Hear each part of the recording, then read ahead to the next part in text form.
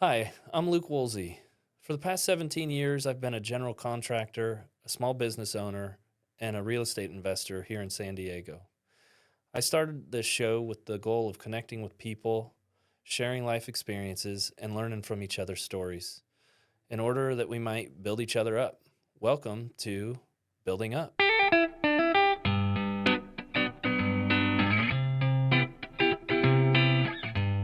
Today, I have a good friend of mine with me.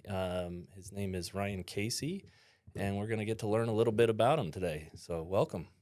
Thanks for having me. Appreciate it. Yeah, appreciate you coming in. Why don't we kick off with you telling us a little bit of your background, like upbringing, just kind of start at the beginning. All right.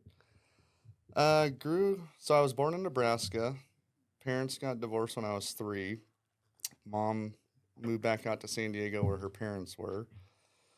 Grew up kind of a rough childhood. Mom didn't have a lot of money, worked 2 jobs. By the time I was 16, my mom had been married, I think, 5 times. Wow. So I had to deal with a lot of that drama. Dang. And I was a pretty unruly child. Got into a lot of trouble. It's funny because I drove by Chaparral High School on the way over here, and it brings back old memories because I had to go to that high school because I was kicked out of my normal high school Yeah. Dang. for smoking weed. So, yeah, so did that. Decided by the time, let's see, so I got kicked out of, so I went to Chaparral, went back to my normal high school, El Cap, got in trouble with drugs again, and then they kicked me out of the whole school district. Man. And then my mom didn't know what to do with me, so she shipped me off to Nebraska and to live with my dad at age 16. Wow. You went back to Nebraska. Went back to Nebraska. And you'd been here since you were about 3? 3. Okay. Yeah. I hadn't talked to my dad or hadn't seen my dad in 4 years. We kind of had a falling out. Mm-hmm. So getting off the airplane was a little bit of a culture shock because I had long hair, and the first place he took me to was the barber. So chopped my hair off, and then yeah, it was an interesting experience. He lived in a small town with 1,500 people. Everybody knew everybody. Yeah. And but yeah, I was always working hard. I mean, been working hard ever since I was young, just to buy my own stuff, and even out there, worked the whole time I was there. Me and my dad had a falling out. Won't go into too many details, but we got into a car accident. I was at fault. He got hurt real bad. I got arrested. Oh, man. Yeah. That sounds pretty bad. It was a hit and run. It was, yeah, Oh, man. It was rough. Yeah. Moved back out to San Diego. They shipped me back out here. And then at that point, I couldn't go to any school in San Diego. And so I decided I was going to move to Mammoth and be a snowboarder. So here I was, 16. Wasn't planning on telling my mom. I went to a job interview, got hired at Mammoth Mountain. Wow. And my sister ratted me out. And my mom called me up and just laid into me and was like, if you're not home when I get home, I'm going to ship you off to juvie and the whole 9 yards. Dang. So she comes home, and she showed up a little bit later than she normally does. And she sat down. She's like, Ryan, I went to your grandparents' house and talked about you, and you're just an unruly kid, and I don't have any money, but here's a bag of groceries. Good luck. Don't get in trouble. So you went. I went. 16 Nice. years old. With her blessing. Yes. And a bag of groceries. And a bag of groceries. That's nice. That's mom for you. Yeah. And I moved up there with 2 of my buddies. So, yeah, I spent a year in Mammoth, did a lot of snowboarding. My dream was always to be a firefighter. Okay. And so moved up there, met a lot of women that had been married and divorced from firefighters. Yep. And based on my mom's background with being married so many times, I knew that I wanted to be married, forever. I didn't want to put my kids through all that. Yeah. And so I decided to not be a firefighter, gave up that dream, kicked around the idea of maybe trying to go professional at snowboarding, was really good at it. Same thing, kind of role played what that would look like. Didn't seem like an ideal setting for a family. Sure. Yeah. So you wanted a family. You knew you wanted a I family? did. Okay. Yeah. I couldn't wait to be married. And I hadn't become a Christian yet. I didn't get saved till I was 19. Okay. But even at a non-Christian level, I just, there was something about, I listened to country music back then, Yeah. still do. And Uh-huh. so, man, just some of those old sappy country songs would just tug on my heartstrings. And, Yeah. even in my like lowly estate, I would just listen to country music and just like dream about having a family. Yeah. Well, I would imagine you had a bit of a longing for that stability since you didn't have it. I think so, yeah. And so, yeah, I don't think, I didn't realize, one, that you were so set on a family life so early. And then I think I had forgotten about the idea of a firefighter. We share that in common. I thought Yeah, I was because I going to be think you wanted to be a yeah, firefighter, right? I was pretty convinced that's what Yeah. was. And same thing, I knew I wanted to be married young. I didn't want to play the field or whatever. So you're still in Mammoth at this point? In Mammoth, yeah. And what brings you back to San Diego? So that was in 1994, Okay. which was a huge winter for them. They got over like 40 feet of snow at the base of the mountain. Oh my goodness.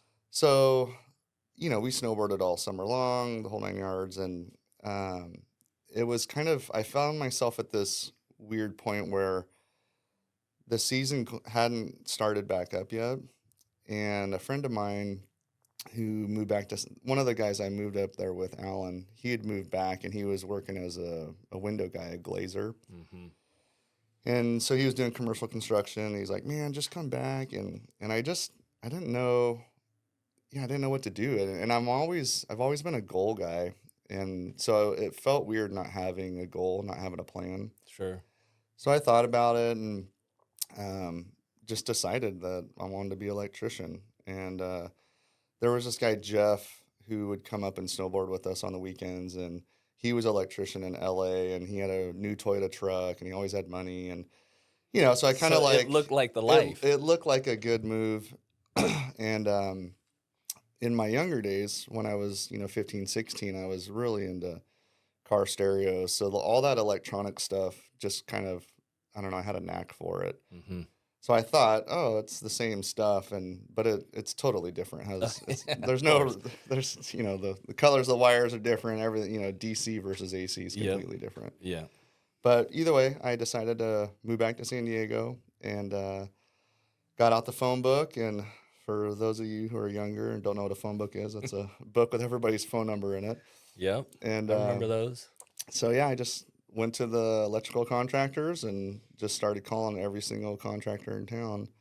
Wow. And do you remember the first company? Oh, yeah. So 3 days later, I got a job at Complete Electric. So I didn't even make it through the C's, I guess. Yeah. And making $5 an hour. No way. Yeah. Minimum wage was $4.25. Yeah. So I thought I was, high roller. Doing all right. Yeah, I was, Start out as the broom pusher, or like, what are you doing for these people? Yeah, it was just working in the field, doing all the grunt work. And then I remember 3 months of working, went in for my first raise. And I had also just gotten shocked probably like 2 weeks before that review. And so my first time, getting bit by electrical. Yep. And my boss told me, his name was Scott. He's like, Ryan, you're doing a great job. Give you $1. And I just had this like appalled look on my face. I'm like, you're kidding me, right? $1? Dude, I almost died like last week. And that's all I'm worth is an extra $1 to you? And he's like, whoa, I'm sorry. Let's do $1 now. And in 3 months, we'll do another $1. And I'm like, all right, that's better. That's more like it. I could live with that, So you're talking them into more right there already. Are you 16, 17 at the So 17? I'm 18. So Okay. I got into the electrical field like 2 weeks before I turned 18. Okay. Yeah. Wow. So where's just barely school 18. in all of this? You're not in school. You didn't. No. So when I lived in Mammoth, I have no idea why or how, but I decided I think in my mind, you're a loser if you don't have a high school diploma or a GED, right? Okay. So I figured out how to get your GED, and I drove down when I lived in Mammoth and didn't study or nothing, and took the GED test. And Okay.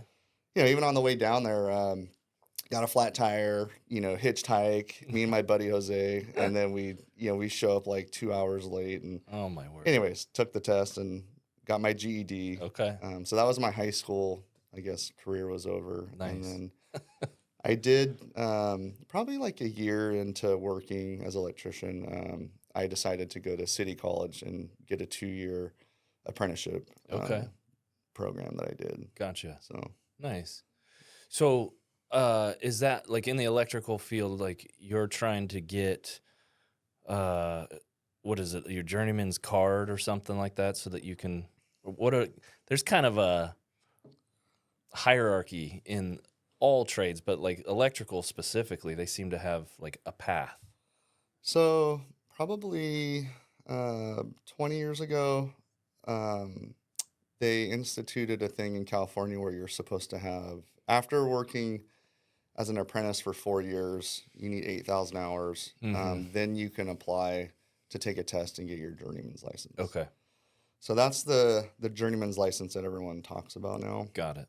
Back then, the rule of thumb is, and I think it's the same for most trades, is you need to work for probably 4 years Yeah. under skillful people and learn your trade, and then you become like a journeyman. Right. Yeah. Um, Yeah, that's like the prerequisite for Right. any trade is 4 years Yeah. in the trade. Yeah. Gotcha. So the 2-year helped you in what way then?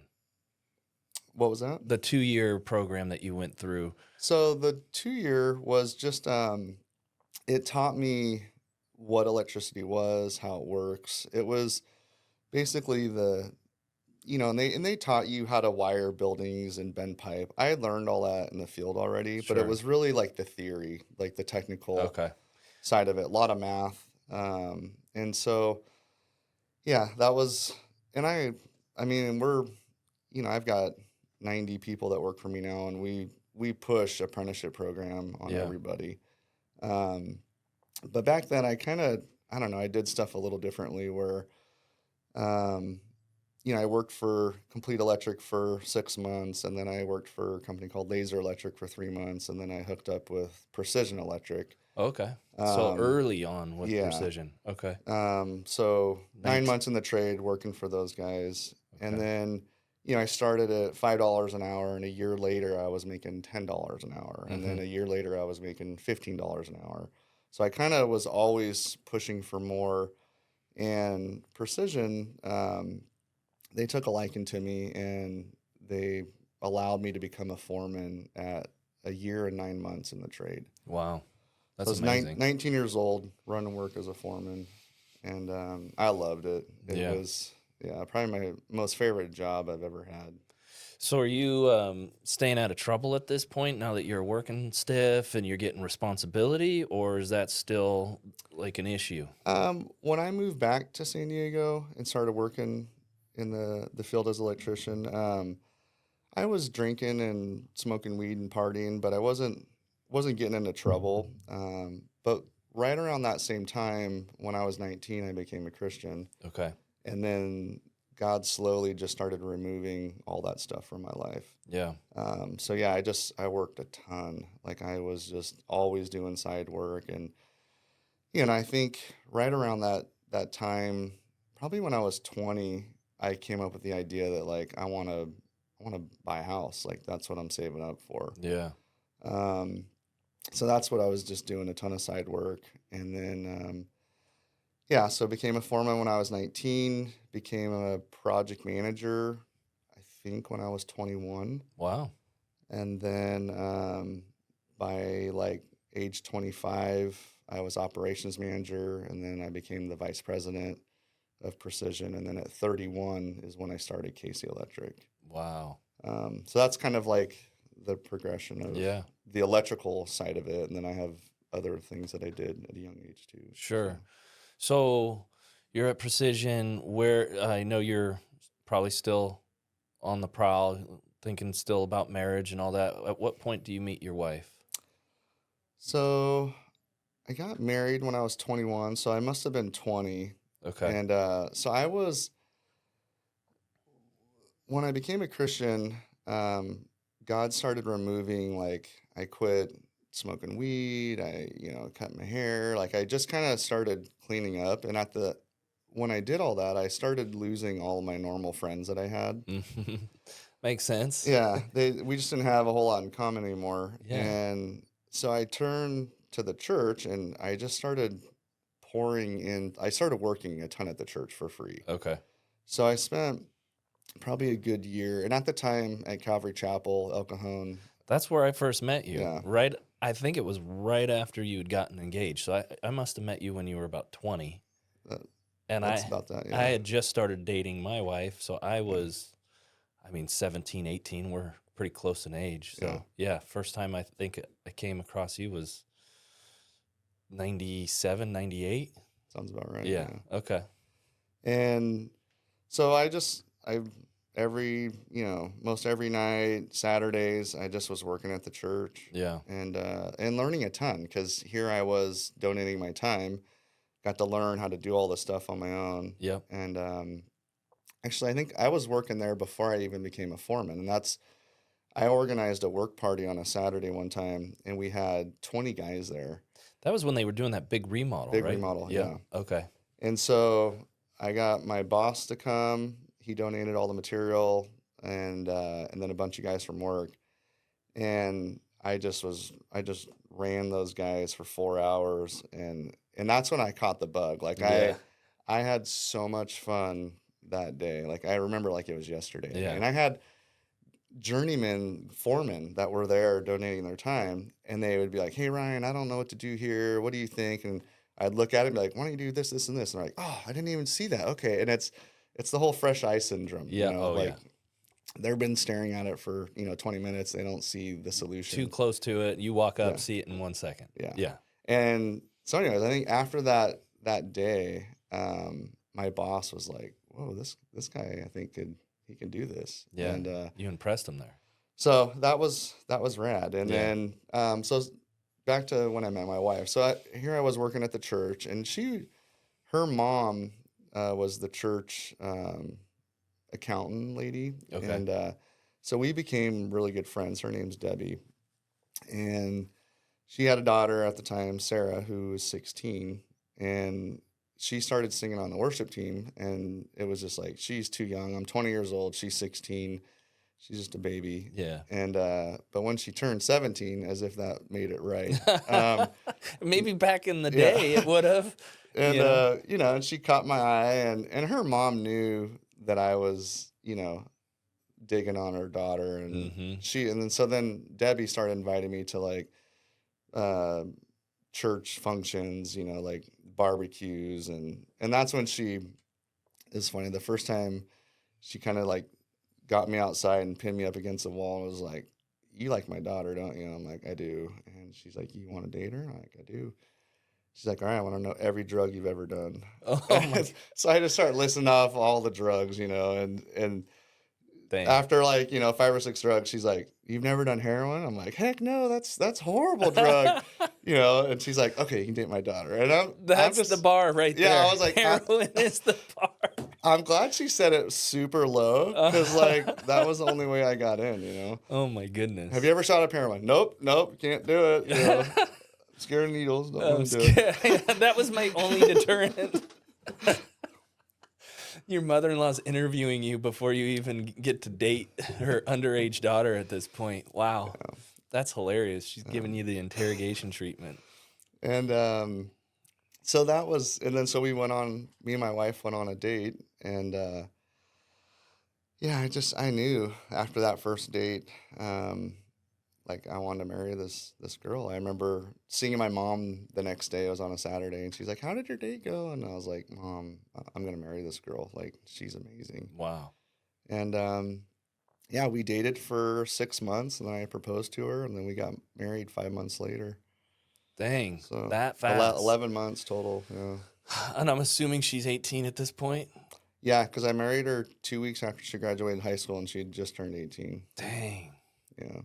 Catch a lot of flack for that, like as a young couple. People doubting, people going like, you guys don't know what you're doing, whatever. Did you catch I any of that? I think it was more when we first started dating. Yeah. There was a lot of like guys at the church that were giving me the stink eye. Just Dave Jordan, you know him. Yeah. He was like, "That's my girl Sarah," and Yeah. he was over. There were just a lot of protective men, which I appreciate. Sure. But not. I think once we got through that, I don't remember because I was. Well, once you're in, people Yeah. kind of just go, okay, well, let's just see what happens. But before, I think that's where you find the most resistance. Correct. Yeah. And I mean, I guess successful compared to my peers, more successful than most of them. And so nobody doubted that I was going to provide for this lady and, be, that part of it. So that part wasn't really, an issue. It was just that them getting to know me, I guess. Yeah. So maybe when I met you guys, maybe it was either just before or just after you got married. And then we kind of just would cross paths here and there. I just think it's funny. I feel like God always like brought us, into each other's lives, like crossing paths at the funniest moments. And I think my next memory of you after that is, I worked for a company citywide at the time, and the owner told me, "Hey, I got this guy that I trade work with. He did stuff on my house. I'm doing stuff on his house by way of my employees. So I'm going to send you to this job in Lakeside, and you're going to go wire it up, and we were doing low volt for you." I knock on the door. I mean, it's like I think you were living in the garage or something, and I'm like, "Hey, Ryan, what's up?" I didn't even know it was your house. And so I think that was like our next reconnect. And was that your first home, that house? So it was. I built that when I was 21. Wow. So right after you got married, you started that project. Yeah. That's a lot to Yeah, take on. that was a rough year. It was 21, maybe just turned 22, working as a project manager. And that transition from foreman to project manager that first year was just hell. Like it was, there wasn't a lot of training. I was young. The clients would just beat down on me, and I had to like really fight back. Yeah. And so it was just tough. And then being newly married, and I had I think we were blessed with a good marriage right from the get-go. But it's still learning somebody new and all of that. And then, building this house, and I was just super, super optimistic and basically got through framing. House is framed, dried in, and I ran out of money. Sounds familiar. So I was the fool in the Bible who did not count the cost. Yes. You're like, I can do this. I got this, and $50,000, no problem. I think it was 40, but it was bad. And you actually thought that at the time, huh? Yeah, I thought it was game on. And so I went to my boss. I remember working one night, and it dawned on me, like, I'm broke. I have no money. My wife's pregnant. Oh man. At this point. So maybe, I don't know, because we'd been married, I think 2.5 years by the time she had our first child. So, but the point is, she's pregnant. We're living in the garage, like you said, and it was a little house where we built the garage first, moved in there, and then tore down the little house and then built it brand new from scratch, which we weren't planning on tearing it down. So I guess to my defense, it was supposed to be a remodel, not a complete rebuild. I know how that goes. Yeah, but just keeps expanding. Yeah. So that's why I blew the budget. Sure.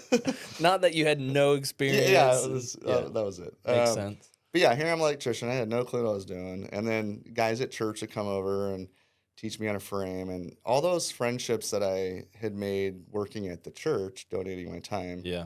Guys like Mark Day and Lonnie Ferrero, and just those are my buddies, man. And like Mark Day comes over, and I'm like, all right, I got the nail gun, and he's like, no, we're not using nail guns. Everything's by hand. Hand drive this thing. Yeah. Made me drive every nail by hand. Yeah, you don't get to cheat on your first one. Yeah. And but anyway, so it was. here I am working, framing. It's late at night. Wife walks in, and she's pregnant, and it just dawned on me, and I just wanted to cry, but I think I tried crying, but like no tears came out. It Sure. was, it was just like, she's like, "What's the matter, honey?" I'm like, "We're broke. I got nothing. I don't know what I'm gonna do." We're living in the garage, and the house is And just you're pregnant. half framed or Yeah. half finished. And she's like, "Well, go talk to Greg, your boss, and he'll know what to do." And I'm like, "Okay." So the next day I go in and I talk to Greg, and he was like, "All right, I know this guy who knows a person who can do a deal." And I felt like I was working for the mob. Like Yeah. it literally, like, I never met the person. It was, I think, a woman, but if I remember right, I borrowed 50 grand. They charged me 8 grand to borrow 50 grand. Dang. And if I didn't pay her back in 1 year, she owned my house. No way. Yeah. Those are steep terms, man. So You're it a wa- gambling man, aren't It you? was I'm just stupid. And Uh-huh. yeah, so it was like, sounds good. Like, where do I sign? And Jeez. so yeah, I had that sledgehammer hanging over my head, and then got 50 grand in my pocket, and so long story short, we finished the house, refinance it, paid her off, and She then didn't break your kneacaps? nope, and it was a good deal, Dang. and then I now had no idea. yeah. You seem so calm. When I just remember you being like, check out this cool shower I built. And I was like, that's pretty cool. And lights everywhere. You had more lights and light switches in that house than I'd ever seen. Yeah, I Like, think he's at the definitely time an I was electrician. bragging, it had over 100 can lights, which is just stupid because that's just a lot of can lights. And my friends would tease me, the ceiling looked like Swiss cheese because Yeah. it was just, it had holes everywhere, like from can lights. It was hilarious. But I was proud of all my can lights. Hey, I've got some houses that I've done that you would laugh at too. So, So, yeah, that is amazing. So you get through that. Is the house done when your first kid is born? no. So Abby, my first daughter, was born 6 weeks early. Wow. We're still in the garage. I'm 2 weeks away from finishing the project. Mhm. So, my goal was to finish the house 4 weeks before the baby was due and, have this nice, slow, gradual move-in time. Yeah. Didn't go down like that. We're in the garage. Sarah's, wakes up middle of the night, water breaks, Oh my goodness. rush to the hospital.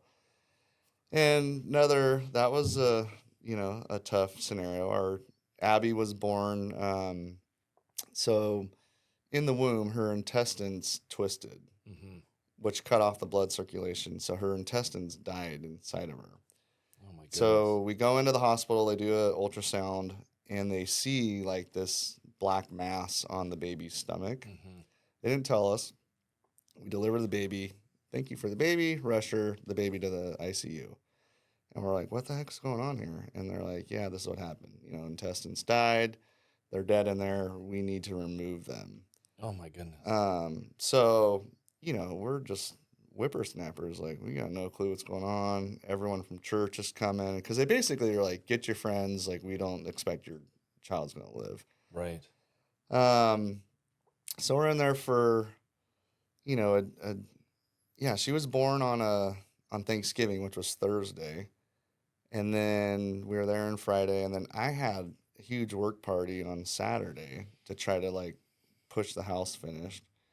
And, being a young man, totally stupid. I leave my wife at the hospital and Oh my word. go to do, I got 20 guys coming over to crank out the house. So then I work all day Saturday, go back, and then I think it was that Sunday, they sat us down. We were in a room with a bunch of doctors, and they're like, all right, here's the deal with your daughter.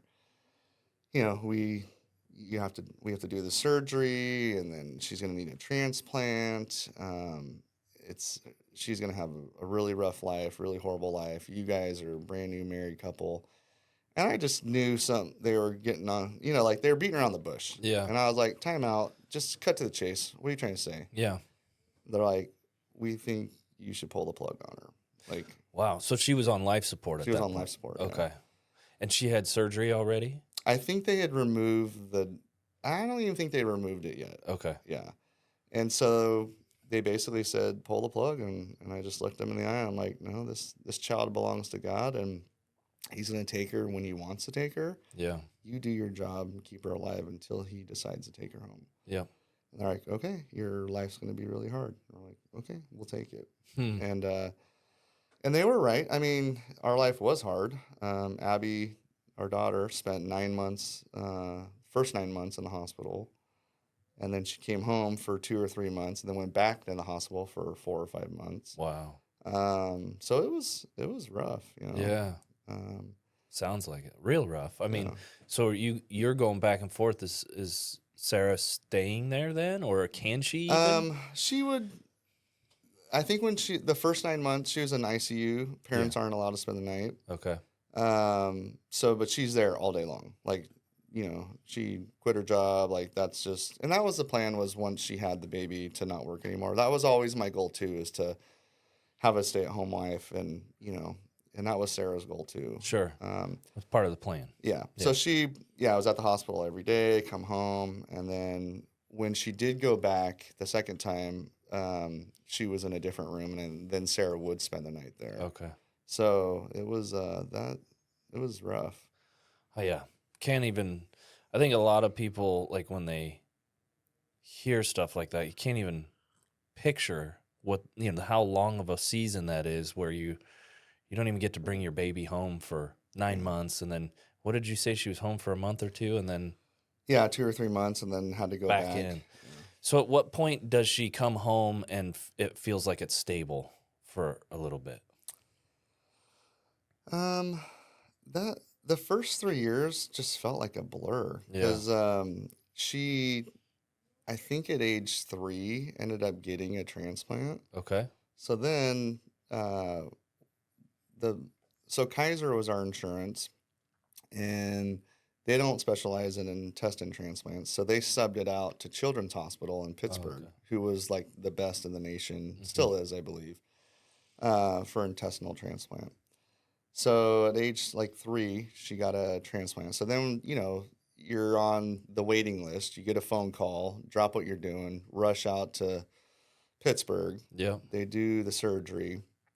And so now my wife and baby are there for 6 months. Wow. And so then I'm flying there every 3 weeks for, you know, 3 or 4 days. Yeah. And do that for 6 months. And then she comes home, and then was home for maybe 5 months, and then she had rejection. And then they fly us back out there to remove the organs. Wow. You know, and so it was just it was challenging. And then at that time, we'd already had another baby. Yeah. And then, you know, so it's just, and even I think the first transplant, we had another baby. And so it wasn't just like Sarah at the hospital all day. Like, we had another baby that wasn't allowed in the hospital room. Oh, my goodness. So we always had to have somebody there helping Sarah, yeah, you know, to take care of the baby. And, it was just a mess. Oh, my word.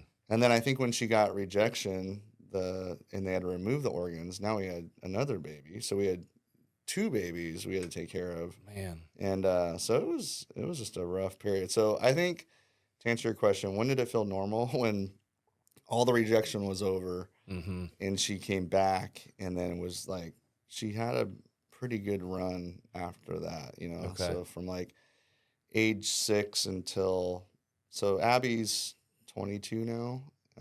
Probably 23. 20, you know what? She just turned 23 in November. Yeah. Sorry, Abby. Yeah. I'm like, I'm pretty sure. Well, I know, because my firstborn was right after. Yeah. So, but yeah, she got married a year ago, and she actually just got, you know, a 5-organ transplant. Dang. So this is the first transplant since that rejection? Correct. Yeah. Wow. Okay. And then her life for that whole period from like age 6 to say 22. Yeah. Would be like, because she gets her feedings through IV feedings. Okay.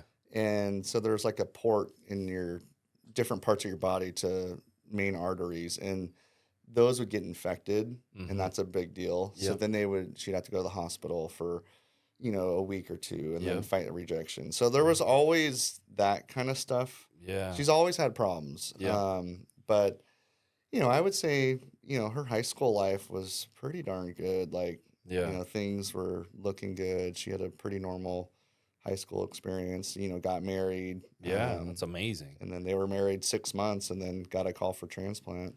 So more than just the intestine transplant now. And Yeah. what caused, the need for the additional organs? So the IV feeding, Mhm. We weren't designed by God to live off of that. Sure. So the IV feedings will it kills the liver, and then it's not good on the kidney either. Oh, wow. So her 5 organs was the stomach, Mhm. small intestine, pancreas, liver, and kidney. Jeez. And they did all of them at once. All at once, yeah. How's she doing? She's doing good. She's back for a month. So that happened in March of this year. So my wife's been living over in Pittsburgh, and Abby's husband will fly out there, and they trade back and forth. And For the last 9 months. yeah, Wow. you know what? May. I'm sorry. It was Oh, May. okay. Yeah. Okay. So since Still a May. long road. Yeah, it was a long road. So they let her come home for a month, kind of for the holidays, Christmas and stuff. And then Abby and Sarah, my wife, have to go back in January for, my guess is another month or two. They still have some stuff to, finish up. Yeah. But it's going well. It's going well. Yeah, she's Okay. doing. I know there's been some bumps in the road, Yeah. but yeah, that's a good update though. That's cool that she's back. And so, this is a lifetime of that. This is the last 23 years of that. Yeah. On and off. Where do you find time to raise the other kids, start a business? You mentioned, I know you've been running Cacy Electric since you were 31, you said, 31, right? And so how does that all play in? And because that's just an animal to start a business. Yeah, so it's been 15 years. Mm-hmm. Yeah, I don't know. It's I had plans to build a house, our dream house. Okay. So we had that first house we built, we had a lot of equity in it. We sold to some friends of ours, and anyways, kind of like shifted the plan. Yeah. God had other things in mind, and so we moved into a different property. And anyways, along the way, we ended up buying a piece of property, and then immediately, started up plans, the whole 9 yards, to build our dream home. Mm-hmm. And then we had borrowed $100,000 from my in-laws to start the building process. Yeah. So here we were going through that process, and then me and my old boss had a falling out. So on the drop of a dime, it was like, I'm starting up my own business. I was wondering, what was the trigger point to go from a good gig, right? Yeah. You're thriving at Precision. You're Right. growing. You're helping them grow the company. You're learning still, and then all of a sudden, you just got to start your own company. Overnight. It was probably, I knew, maybe a week. Yeah. And but you already had your license. I did. So Okay. I got my contractor's license when I was 22. Uh-huh. And again, just one of those, like, I think I've matured a little bit since then, but like, if someone told me no, I heard yes. And so there was never, it just, no, you didn't hear me right. I didn't ask the right question. Let me try again. Yeah. And so I don't know, I got a hair up my butt that I knew the first contractor that I had worked for, Yeah. Complete Electric, I knew I wanted to own my own business then. You did. I did, yeah. Oh, wow. Because he had a nice house, I liked his family, and it was like, this is what I want, and Yeah. I need to own a business to do this. Okay. And even with when I worked at Precision, I think it was like my first review with the owner. He asked me, Ryan, where do you see yourself in the future? And I was like, do you really want to know? He's like, I do. I'm like, I'm going to own your business. Wow. And he's like, oh, really? And I'm like, yes, if you want to retire, I'm your man, and I'm your Dang. ticket out. Yeah. He's like, okay, we'll see how that goes. And we had a really amazing run, like great friendship, learned a ton from him. Mm-hmm. And, he went through a big lawsuit, and it was a tough time. And I don't necessarily agree with his decision, but I don't regret it. Yeah. And so I knew something was going down. And so I started praying about it, and I just really felt like God put on my heart that I feel like God's always given me a heart of generosity. Mm. That's just part of my DNA. But He's also given me an amazing ability to make money. And so I just knew that, like, this is a good combination. Yeah. And so I'd already had my license. It was active. Your general license, or I had my electrical, my you did. C10. You had your C10. But you know what? I think by then I did, because when I worked for Precision, Yeah. I had gotten my B license as well. I remember that. Yeah. Yeah. Yeah, so I'd already had my B license, C10, which is electrical, B license, which is general contracting. Yep. And then since I've owned Cacy, I've gotten C46, which is solar, and then I got an A license, which is general engineering. Yeah. But yeah, so I just, at 31, so then I go in and, I got let go, and it was like, okay, here we go. Here we go. And I didn't even have a truck. I had a company vehicle, so I had to go buy a truck. It took me 2 weeks just to get everything outfitted and create a logo and form a S corp and all that stuff. Yeah. And then I don't know. I think I just was really dumb back then, because I didn't know anything but fast. Yeah. And that's what it was. Okay, so we were supposed to start the house. I had permits in hand. Yeah. And I remember praying with my wife, like, honey, this is what I feel like God wants me to do, but it's going to require us to put the house on hold. Oh, wow. And I'd already paid $30,000 for my permits. Yep. Permits were in hand. Dang. And she's like, hey, I'll support you. And then I'll never forget, she told me, if you lose it all and we have to live in an apartment, I don't care. Like, I got your back 100%. That's like all systems go then at Yeah. that point. You're like, great, I'm going for broke. Yeah. And she says, well, when are you going to do it? And I'm like, I don't know. That's the part I don't know. And then the next day I went in and got fired. Yeah. And then it was like, and I remember just like, man, praise God. I was just praying about this last night. And they're like, what do you mean praise? Like, we're firing you. And I was like, it's okay. Like, Yeah. I know what I'm plan. going to do. Yeah, I have a goal. I know what I'm doing. Dang. And so that first year we had, I think it was like 20, 25 guys. We did $2.5 million our first year. First year. First year in business. Wow. Because you already knew. I mean, the roadmap was there. You'd been doing it already. I had, yeah. I mean, just for somebody else. Yeah, my old boss, we had like 150 employees. We grew that company to 26 million. Wow. I learned so much. Yeah. And so that's incredible. Yeah. Now, if I was to do it all over again, I would have never done that, because it was stupid. Yeah. Well, that's the thing. A little bit of ignorance is bliss, and just that boldness to just try it anyways, even though like you really don't have any place in being there, but you go for it and you succeed, and it makes you want to do a little more and do it again and do it again. So your first year, you've got a staff, you've got employees, you're jumping out the gate. You're finding success already, momentum already, year one. You've led crews, but you've never led a business. Was it different for you to be the owner versus like in management? It felt the same, but the pressure was different. Well, the stakes are a lot higher. Yeah, I never had to make payroll when I worked at Precision, but at Cacy Electric, I had to make payroll. Yeah. And I had a group of friends, it's like 3 or 4 of us, and they'd come over every Wednesday night for prayer, and we would just get on our faces in the garage and just pray. And the running joke was, all right, how much are we praying for this week? You always needed money. For Friday, 2 days later. Yeah, like, every week. 10 grand, 15 grand, 20 grand. They're like, okay. And we've never missed payroll. Yeah. But oh my goodness, there was some times where it was just by the hair on my chin. I can feel it in my chest Yeah. of when we were in those, making payroll I mean, even sometimes in a growth season, you can Yeah. still feel that. You're like, oh wow, I know it's coming. I know it's worth it. Yeah. But yeah, I can feel those days where you see the number and you're like, how am I supposed to do that? All these guys are expecting it. I can't not make it.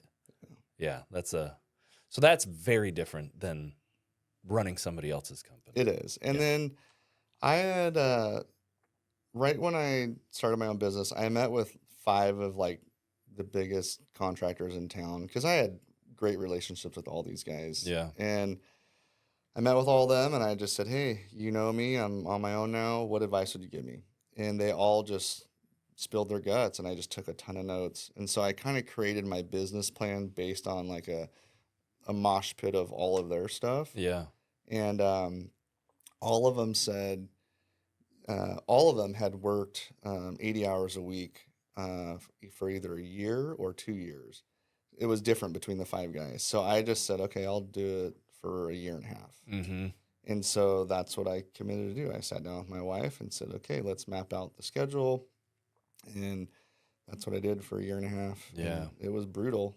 A lot of people don't know that about startups and getting, building that momentum takes a lot of energy and it comes from the founder. Correct. And, so everybody sees you down the road, successful, growing, all of that, and they have no idea what it took to get there and the sacrifice.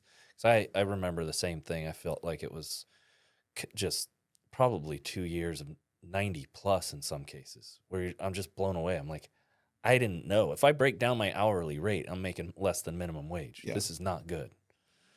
I could go work 2 jobs and make the same, Yeah, I didn't even get a paycheck for the first year. Yeah. So crazy. So let's see. What year was that you that started was then? Was 09. 09. Yeah, and that was right in the recession. So that's what I was going to say is, I mean, I never do things wisely. Yeah. Luke. I'm right there dummy. with you, man. Yeah. I started in 07. I mean, I had the same thing, a great mentor. I thought I was going to be his retirement plan too. I was convinced. I'm like, I'm your guy. I'm your number 2. I'm going to help you grow. And I remember talking to him. We were slowing down. I was like, don't make me go start my own business. Unlike you, I didn't want to. I never saw myself as a business owner. It was like, I'm going to be a firefighter. And then that, God changed that. And then I was like, okay, I'm going to be the best number 2 somebody could ever ask for. And then when they retire, I'll be there to pick it up when I'm ready. I'm thinking when I'm 50, 60 years old or something. I don't know. And I remember I was the first guy he laid off because he's like, you're going to land on your feet. So, and that was in the same week that I'm like asking for more money, saying, hey, I'm going to help you grow. Here's my plans and ideas. And I'm like, please don't make me start my own business. I had gotten my B at that time. And, so I just felt like, I wasn't ready to start. And I don't know if you felt ready, but 07, end of 07 going into 08 is when I basically launched my business, and it was the worst environment possible for the next 4 years. So 09, not any better. You didn't get to necessarily choose, but it sounds like you felt ready, like you knew how to kick a plan into action, and you found traction right away. When it turns out of that recession, do you notice it? Do you start to see the speed pick up? Because you grew pretty fast. I did. So what I learned in the first year or 2 in business is we had so much work going on, and the guys weren't as productive as they could have been. And so ultimately I wasn't managing it like I should have managed it. Yeah.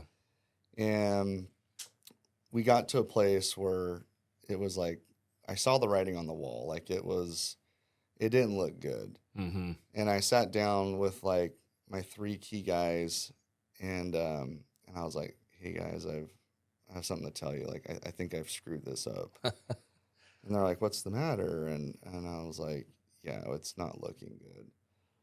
And they're like, well, what do you mean? I'm like, I think we need to shut it down. Like I'm about ready to tap out. Within the first 2 or 3 years? Yeah. Wow. And I think I was like, I was done. Cause I had even before that, gotten to a jam where I didn't, have enough money to pay suppliers and stuff. Yeah. And so I had to go, I went to 3 of my friends and asked if I could borrow 100 grand, not each, a total of 100 grand. Yeah. And that was just the most humbling, like humiliating thing I've ever had to do. Yeah. But they were like amazing guys. Yeah. And they just were like, without question, like, yeah. And so that kind of kept me going. So I was already like just raw and tired and, like Yeah. here I am. And maybe that was all within the first year and a half because I was still working the 80 hours a week. Yeah. But anyways, those 3 guys were just amazing. And it was super cool. Like one of them was like, all right, I quit. I'm going to go on unemployment and I'm working for free. Wow. And then the other guy was like, I'll take a $10 pay cut. And the other guy was like, hey, I'll take this pay cut and let's fire everybody. And except for like these couple people, and you Dang. put your bags back on and come run the field with us. Let's and we turn had this like thing around. we had like 2 big jobs going on, and it was kind of a nice little 6-month reset, Mm-hmm. and it was amazing. Like, Yeah. and because I got to go back to I think what I do best is running work, Right. and sure enough, we whipped it back into shape. And I told those guys, I was like, I'll only agree to this if you let me pay you back. Whatever your sacrifice was, Yeah. you let me pay you back. Wow. And they're like, hey, you don't have to, but whatever you want to do. Yeah. If you want to worry about that down the line, Later, great. that's on you, Yeah. not on us. Right. And yeah, I'll never forget. It was probably like a year later. I think the total, I feel like it was about 30 grand. Yeah. And so I'll never forget sitting down with those dudes and being like, here's your 15, here's your this, and then they were blown away because they weren't expecting it. Right. And yeah, it was just, and what's cool is all 3 of those guys still work for me. That's awesome. And I have the utmost respect for them. Yeah. And so it's just, but then I just learned a lot about management. I read some good books, always been, trying to read, get better. Yeah. And so that taught me how to manage differently and kind of learned from those mistakes. And we slowly built the company back up from there. And, Mm-hmm. That's awesome. Yeah. I think a lot of people just automatically look at business owners like you're making money hand over fist. And I remember hearing this, I don't know where I heard it or if it's even true, but that the majority of small businesses or any business, new businesses don't make money technically for the first 10 years, like on average. yeah. And when I heard that, I'm like, then how are you in business? You just don't take a paycheck. And now, having been in business for 17 years and knowing the ups and downs and growing costs money, and it's money out first before anything comes back. And sometimes there's a long, what do you call it, lead time on the collections. People don't realize that it takes a lot of operating capital and it gets chewed up faster than you think. And it could be a while before you really experience any stability and real success. And even then, it's just as easy to lose. If you take off your eye off the ball for 1 minute, it's like it can go south really quickly. So you survive that and you gain some momentum. And then I know we talked a lot during COVID and just how impactful that was on business. And I mean, you and I have been, you've been a great input into my, just growing my business and surviving some of those hardships, and a great encouragement because it's like, oh, I'm not alone. I'm not the only guy. And I think there's something so valuable in learning, like you're not an island. What you're going through is not unique. So when I was talking to you around that time, you were fighting hard, and I felt like, okay, if everybody's gonna fight, I'm gonna fight to stay in business, because it really felt like the world around us didn't want us to be in business. Um, do you find Did you find that it was because you'd already been there, you were prepared to push through that, or was that as challenging as some of the earlier challenges in your business? I would say on the onset of COVID, I sat my team down and I just told them, I'm like, look, guys, we're getting ready to enter into a super difficult season. And we need to band together and we need to do whatever it takes to get through this. Yeah. And the strong will survive. And that was before we knew of all the stimulus money and all that stuff. And Sure.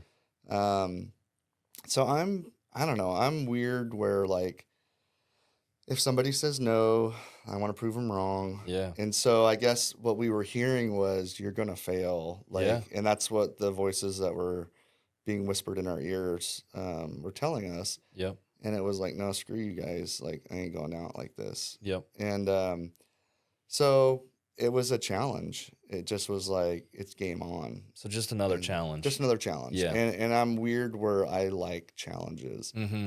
I don't like defeat. And so, yeah, and then like, and then there was the stimulus money. And then like, and I mean, I took that stimulus money and I was like, hey, everybody's struggling. I'm going to pay 100% of everybody's medical. Wow. And we were paying 70% at that time. Yeah. So I was like, we're now paying 100. So like I did more for my employees. Mm-hmm. And so, but it was a tough year because like, you had to pay everybody for, when they got COVID. Yeah. Everything went super slow. Those were horrible years. Horrible. And Yeah. this year will be our best year we've had since COVID. Yep. So it's taken almost 5 years to get away from that. Yeah. Yeah, it was a little over a 3-year recovery for us for sure. I mean, it set us back 3 years. Yeah. And I remember that was like a point where I'm like, do I even want to, if ever there was a time to close my doors, tuck your tail between your legs, take your ball and go home, whatever, and still maintain a little bit of face too. It's like, Yeah. I remember feeling like, oh, at least I would have an excuse, because there's a lot of times where it's scary to be, even as you're growing and finding success, you're like, now I just have farther to fall. Yeah. And yeah, it's all new. It's all new territory as you're growing. And I remember one of our conversations is what made me decide, like, okay, yeah, I'm gonna stick this out. And you don't know if that's the right decision for years. Yeah. So that's pretty cool that you guys have bounced back and kind of thrived in many ways through it, by strengthening your team and culture and taking care of them and saying, hey, we've got each other's back. Yeah,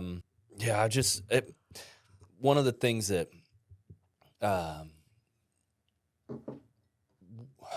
guess kind of prompted us to start the podcast, and when we were thinking about like, what are we going to talk about and what's the focus going to be on, and we're like, well, we landed on building up because kind of had to play on words as far as building, because construction, but really like we wanted ordinary people that have like had just as meandering of a path as the next guy to be able to share their stories on how like you couldn't have planned it to be how it was, but you wouldn't go back and change it because you couldn't have written it in any better yourself. So sharing that, and through that kind of building up others, building up and then kind of giving people hope, and then also encouraging them, whether they're going to start a small business or start a relationship, start a family, start a marriage, whatever it is, pulling from these things. And that's what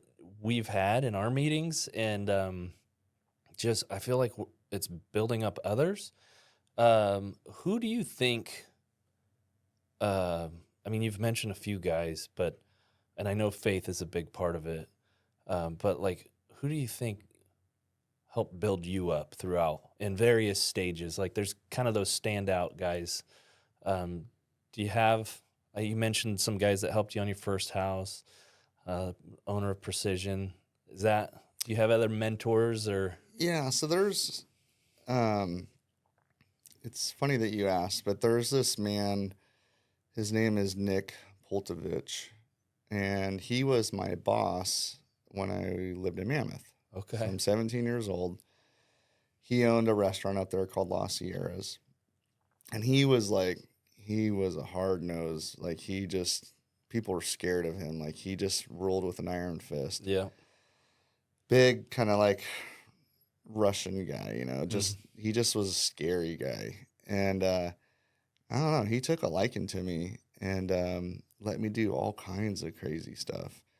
And I remember one time we were driving to LA to paint his mom's house, who just passed away. And he just had the most raddest talk with me about setting goals.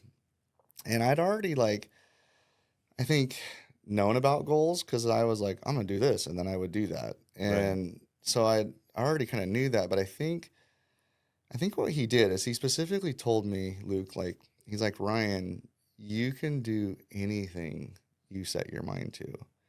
If you wanted to be the president of the United States, you could do it.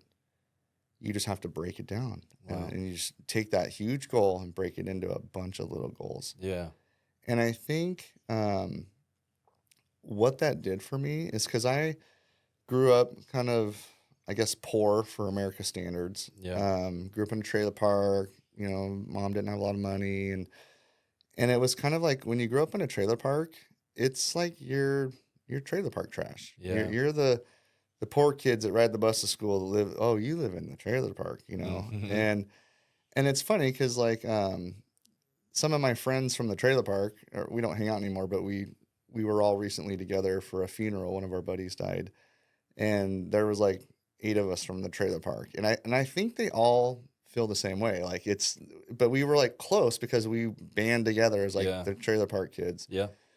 So for Nick to break me out of that cycle of you can do anything that you set your mind to, and it was just this crazy encouragement. Yeah, that's so valuable to have somebody kind of, I guess, break your thought pattern up, give you a new thought model. Let me take out this broken one that's not going to serve you well. But sometimes it's hard to receive that. So what made it resonate so much with you? Was it kind of already in, you're saying the goal setting was kind of in there, and that just kind of unlocked it? I think it did, because it's just, throughout my whole life, I've always gone back to that. And I recently, I think I mentioned it to you in one of our other meetings, after 25 years, I hadn't seen this guy in 25 years since my wedding. Wow. And I tracked him down, and he's 90 years old. Oh, wow. I went and, he lives in Palm Springs. I went and visited him, and I just thanked him. Thanks for pouring into this young, dumb guy. It really changed my life. And it's kind of the 4-minute mile thing. Nobody thought they could do it. And then when the first guy did it, and then it's well, if he could do it, I could do it. And then it's that whole mentality. And it's funny, as I just watched a documentary on Donald Trump, and seeing him as a young businessman. And he literally, even though he just had that mindset, no one's going to tell me no. I'm going to do it no matter what. It's going to be great. It's magnificent. It's going to be amazing. It's going to be the best building ever. And my wife would look at me like, you act like him a little bit. A little too no, similar. don't compare me to him. But it's, in a weird way, it's just this mentality. I can of see it. I think it's the hair. Yeah. Don't be hating just because you don't. I'm challenged in that department. Hey, so. you purposely have changed. That's good, yeah. Yeah, but I like that. I mean, I know it's all the rage right now. It's power of positive thinking, but manifest it or whatever. But there is something to, That's funny because I just saw something last night, the same thing where it's like write goals down, break them down into their smaller parts, and just keep iterating through that, and you will move consistently towards what you're after. And it's gonna change because you're gonna change. Yeah. I mean, maybe the overall thing, where the finish line, where you're headed is similar, but what gets to change is how you get there, But I mean, you're not the same guy listening to that message, but you're using that same tool all these years later to achieve different things. Right. Probably even small things. Like I've seen it like kind of your outside work, outside family, almost like self-care. Like how you blow off steam. You challenge yourself. What sort of new things have you learned recently or engaged in outside of work to kind of help you stress manage or whatever? So last January, a year ago, I decided to get back into jujitsu. Yeah. And I had taken a 5-year break from jujitsu. So getting back into that, um, it's been amazing. Like even this morning, I went and, you tap out some guys that you normally can't tap out. And it's just like a boost of confidence. And then, you're pushing yourself super hard. And yeah, it's that kind of stuff. Yeah. I don't know. I try to spend a lot of time with my boys, Yeah. especially in this last season with my wife being gone so much, and Right. my oldest daughter getting a transplant. My other second oldest daughter was away in Costa Rica doing missionary work for 8 months. Yeah, that's right. So it literally was just we had a bachelor pad and we took up surfing, Yeah. and that was amazing. And we spent a lot of time surfing and hanging out together and making dinners and Yep. all that kind of stuff. Yeah. Not to out you or anything, but I think maybe you told me this in confidence, but I think you started baking. Yeah, not getting baked. Not getting baked. No getting baked. Yeah, I started. Your wife's gone, so you. Yeah, I started making bread. Yeah. Okay, is that baking or is that different? I think that's baking, but I don't know if it counts if you use a bread maker because you just put everything in it, push a button, and then it comes out a loaf of bread. That's not baking. It's like from the Jetsons, It's Okay. like, oh, boom, there's your dinner. Bam, I made bread. But I grind my own wheat, so that's where Okay. it's one thing. Like, who cares about just baking bread? But like grinding your own wheat, and I don't even grind it by hand. I have a machine that does it, but it's supposed to be healthier for you. So. Okay. But yeah, so that one threw me for a loop. when I yeah, heard you that. were shocked at Yeah. that. So No, I love it. Like all the layers of like, I deal with all this stuff and then I bake bread. I'm like, well, so we're Okay. gonna see you guys tomorrow. And then, Yeah. So we'll bring over a couple rolls. I can't wait. Yeah, they're frozen, and then you just throw them in the microwave for 30 Okay. seconds, and yeah, so you That'll can be awesome. get a flavor for that.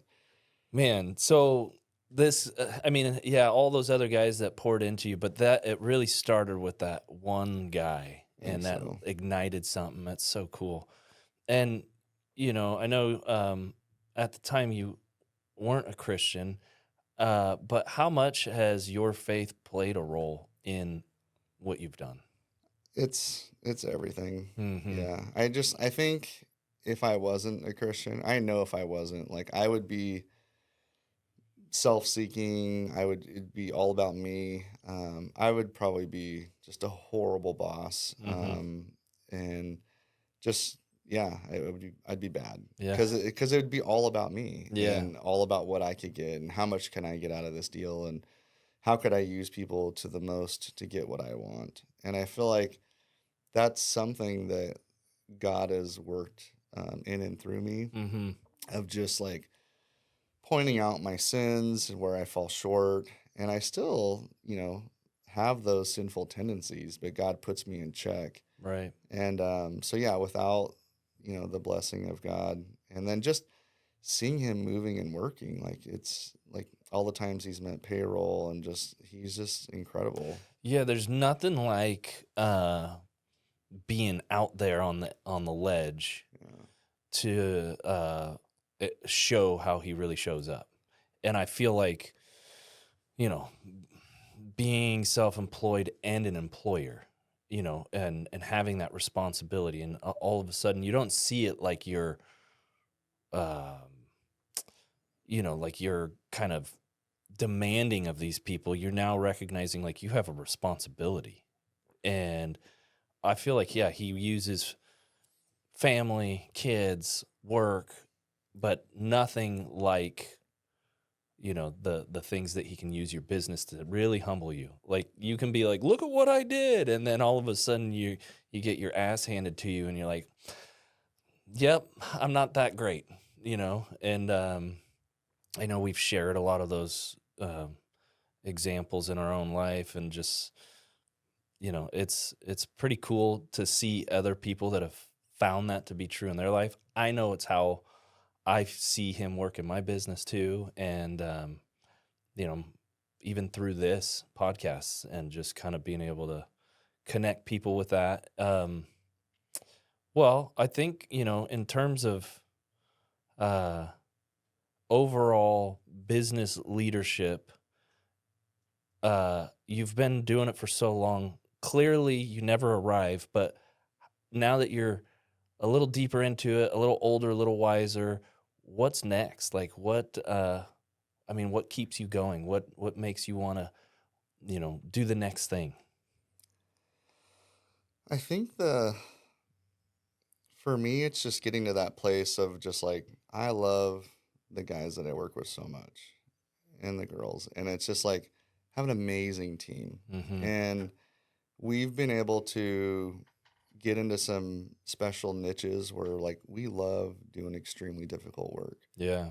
And so I thrive on that. But ultimately, like my heart for generosity has only grown even more. Mm-hmm. And so ultimately, like I want to be as profitable as I can so I have more money to give away. Yeah. And that's probably what keeps me going. Yeah.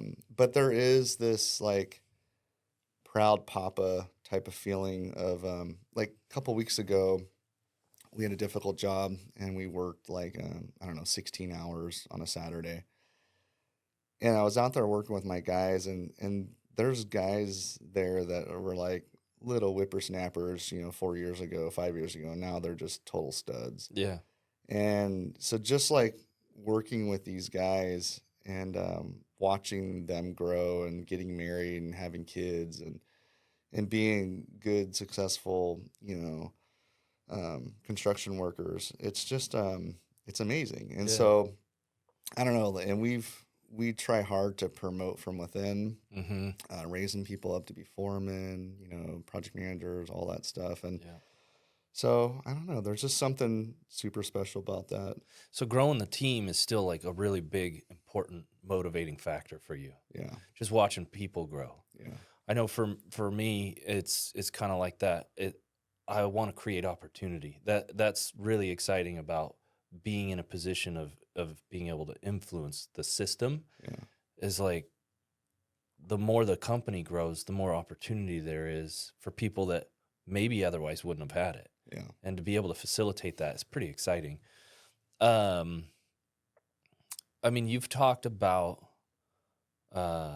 generosity quite a bit, and I know that to be true of my experience with you and just like seeing you.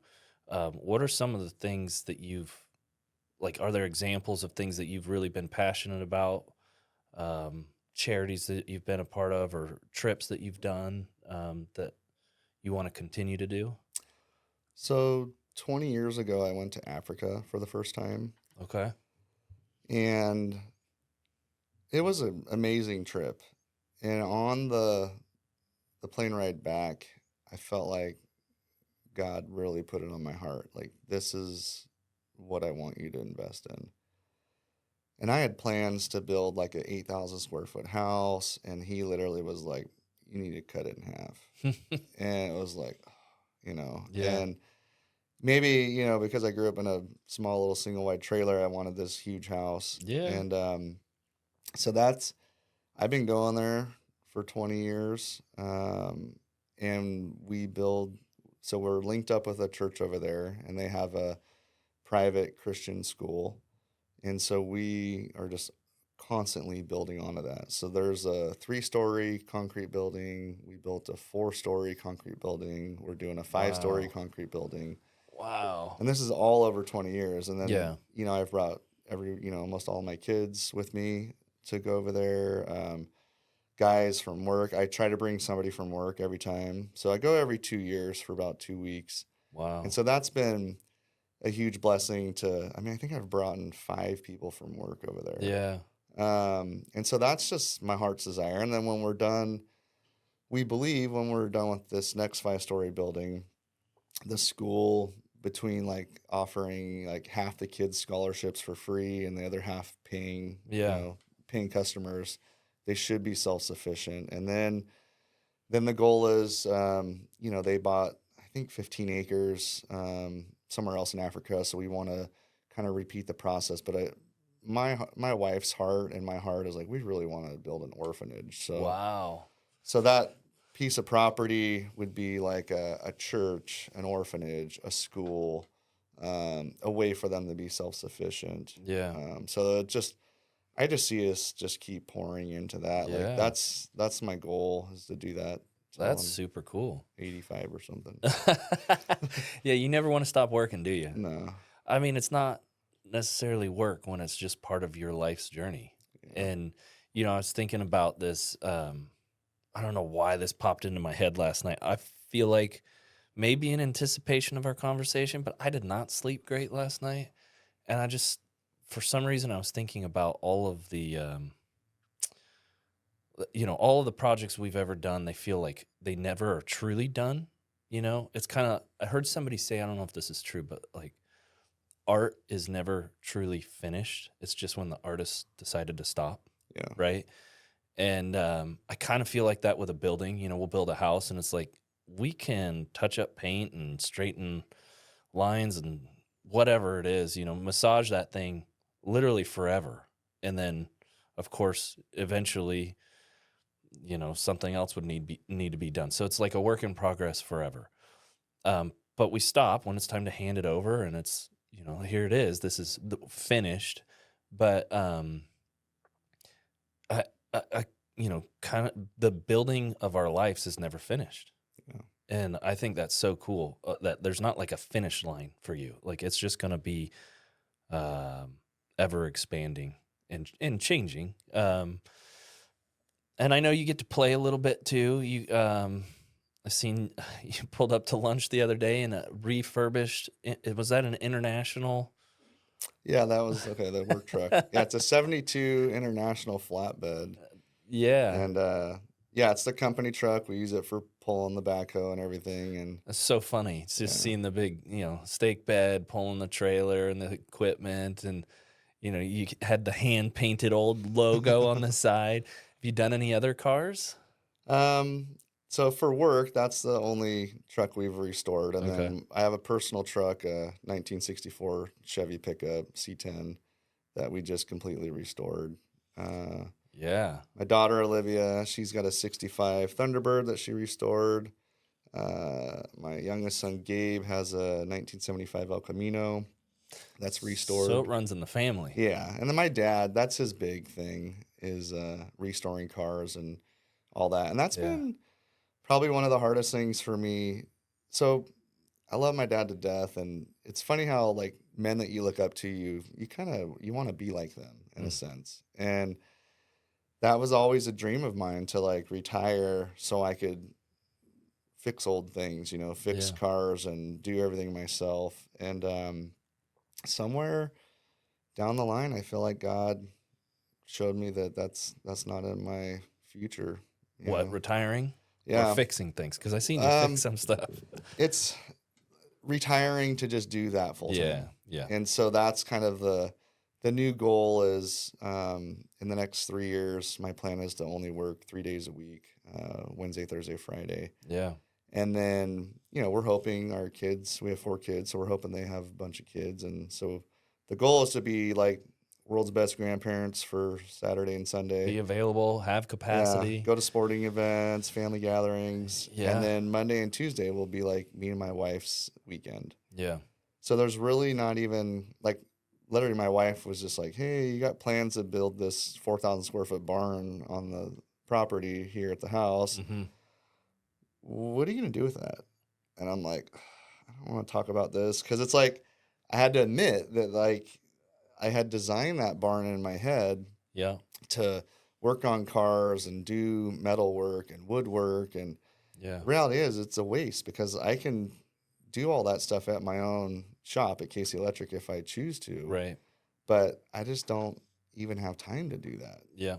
So it's just coming to grips with that reality, and I'm okay with that, you Yeah. know, and because it's, like I said, it's still working at Cacy Electric, developing it, and we've got plans. We've always are setting goals, Yeah. and to do that for, shoot, the next 40 more years, and Dang. then still enjoy my time with my wife and all Yeah. those things. And so, yeah, it's kind of, that's the passion, I guess. But it's Yeah. okay to shift gears on like what your end goal looks like. Yeah. No, I love that. I love that you're always setting goals and doing something, but you're okay with it, taking shape and holding it a little bit loosely too. Gotta have a loose grip for Yep. sure. Yep. That's awesome, man. Well, it's been super cool getting to chat with you, learn about some stuff, all about you, and hopefully we'll get to have you in here again. But I appreciate you coming in and sitting with me and talking. Yeah, most definitely. Thanks for having me. All right, man. All right. Thanks.